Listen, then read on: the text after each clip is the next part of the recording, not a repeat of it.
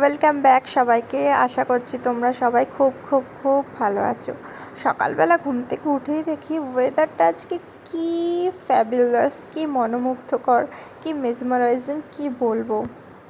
তারপর চটপট চলে গেলাম কিচেনে, দেন ওখানে একটু সবজি কেটে রান্না বসিয়ে দিয়েছিলাম।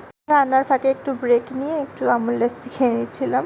ফ্রিজে পড়েছিল, আমি ভাবলাম খেয়েই নি, কী আর হবে। আর দেখতেই পাচ্ছ তোমরা, মুগের ডাল, চিচিঙ্গা ভাজার সাথে একটা তরকারিও করেছিলাম। তারপর ঝটফট করে স্নানে চলে গেলাম।